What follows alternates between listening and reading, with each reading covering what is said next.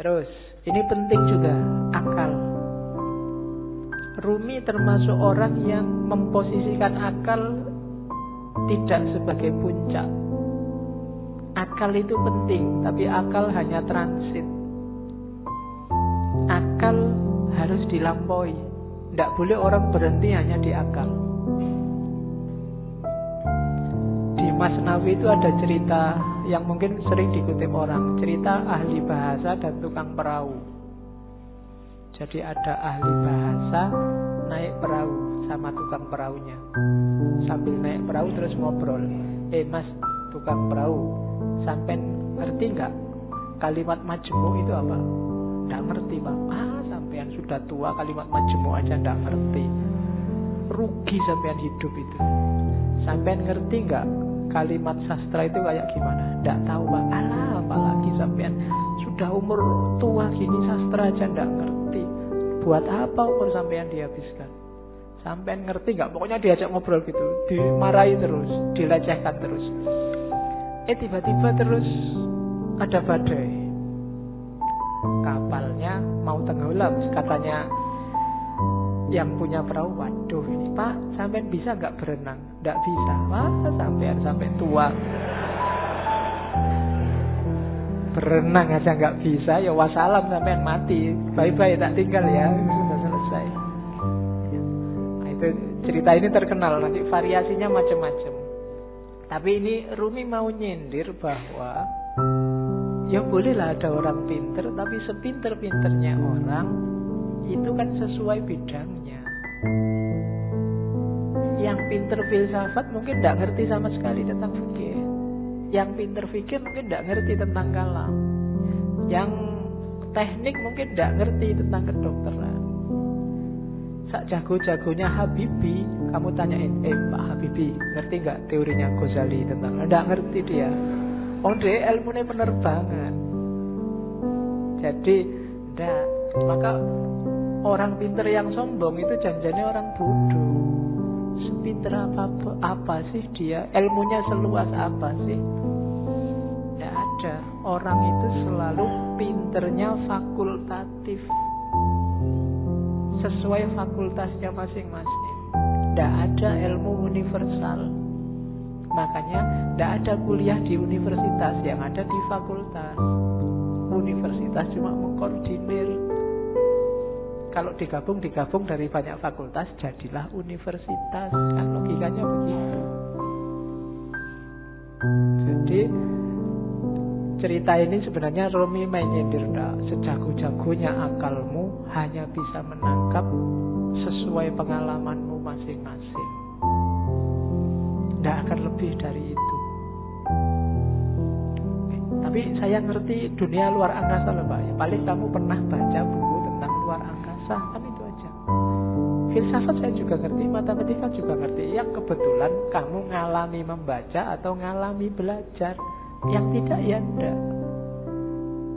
Sokrates mungkin orang paling pinter, tapi sama istrinya urusan nyambel apa urusan bikin sayur itu tetap menang istrinya. Ya kan? Sepinter apapun Immanuel Kant, kalau bannya bocor, kan ada cerita satu ketika Immanuel Kant bannya bocor, sadelnya patah. Begitu nyampe di tukang sadel, Immanuel Kant ingin nguji yang punya, tukang sadel tolong saya dibikinin sadel yang pakai rumus trigonometri plus 2 kali. Dari tukang sadel tidak bisa saya. Kalau sadel biasa bisa, kalau pakai rumus macam-macam tidak bisa. Ya memang beda ilmunya. Jadi yang pertama catatannya akal itu tidak segalanya. Kalau kita hanya bersandar pada akal, maka kita bersandar pada batas pengalaman kita sendiri. Karena sejauh apapun ilmu kita, ya sebatas yang pernah kita alami. Ilmunya mahasiswa filsafat pasti beda dengan mahasiswa pendidikan, pasti beda dengan mahasiswa teknik. Itu batasnya akal. Jadi saya bilang tadi, akal hanya transit. Katanya Rumi, akal jasmani, lahiriah ini harus sih, cuma Dia bukan tujuan, dia hanya alat transit kita untuk menggapai yang lebih dalam, lebih tinggi, wilayah ilahiyah. Jadi jangan dihentikan akal untuk akal. Atau kalau fisik misalnya harta untuk harta, tidak bisa berhenti di situ. Karena hidup kita ini rumusnya adalah inna lillahi wa inna ilaihi roji'un. Dari Allah dan sekarang sedang berjalan menuju Allah lagi. Maka apapun pengalaman, kalian punya apapun, ngerti ilmu apapun, punya harta apapun, punya kebisaan apapun, harus dalam rangka mendukung berjalan semakin dekat pada ilaihi roji'un. Termasuk akal. Kita dikasih Allah akal, panca indera, itu sebagai sangu untuk ilaihi roji'un. Jangan sampai tersesat. Bahkan Allah saking sayangnya sama kita, gak cuma itu, kita dikasih buku pedomannya langsung, namanya kitab suci. Gak itu juga, karena khawatirnya kita gak mau baca, kita dikasih nabi juga, dikasih rasul juga. Dalam rangka apa? Biar langkah kita ilaihi roji'un ini pas, gak keliru. Maka katanya Rumi, akal kita, panca indera kita, apapun yang kita bisa, yang kita miliki, ini harus jadi jalan, harus kita lampaui menuju ilaihi roji'un tadi, dalam rangka bertemu dan berjumpa sama Allah. Kalau enggak, berarti satu di antara dua. Kalau bukan kesia-siaan yang nanti kita sesali, mungkin juga ketersesatan. Sia-sia itu tidak ada gunanya, kita tuas capek. Tersesat itu kita nyeleweng, jalurnya tidak ilaihi roji'un. Kalau Al-Quran bilang yang bisa ilaihi roji'un itu nafas mutmainnah. Ya ayyatuhan nafsul mutmainnah, jiwa yang tenang. Maka tugas kita di dunia ini bikin nafas kita mutmainnah, biar nanti bisa ilaihi roji'un, bisa kembali dengan mulus, dengan lancar pada Allah. Nah itu akal. Jadi termasuk ngaji ini ya.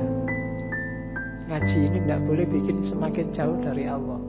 Harus bikin paling tidak selangkah kecil lebih dekat sama Allah. Kalau enggak, mending kamu tidak usah ngaji. Kalau ada yang, Pak, saya itu ngaji filsafat terus jadi nggak yakin Allah itu ada apa enggak, terus kamu tidak usah ngaji lah kalau gitu. Kok waktu ditanyain Allah besok kamu nunjuk aku, itu yang ngajari Pak, nanti gitu aku susah aku. Enggak, pokoknya apapun harus bikin kamu selangkah lebih dekat. Kuliah juga begitu.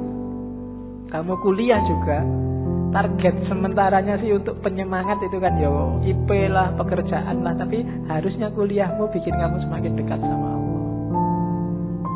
Makan juga begitu, tidur juga begitu, pacaran juga. Ya jadi kalau punya pacar, bilang ke pacarmu, kita komitmen ya, kita pacarannya semakin mendekat ke Allah. Ya diatur sendiri rumusnya, kamu yang ngerti. Ya, kalau mau pegangan tangan, bismillahirrahmanirrahim. Ya, kalau sudah, alhamdulillah. Oke. Itu maunya Rumi. Jadi apapun fasilitas yang diberikan Allah pada kita sekarang, manfaatkan itu untuk ilaihi roji'un. Hakikat kita ada di situ. Dan semua yang bikin kita semakin jauh dari ilaihi roji'un, hindarilah. Termasuk mungkin yang casingnya. Casing itu kan tampakan luarnya, kelihatannya ini sangat agama deh, kelihatannya ini sangat islami deh, tapi kok rasanya bikin kamu semakin gak dekat sama Allah, mending dijauhi. Oke, itu Rumi. Saya ingin ngomong sedikit tentang ini.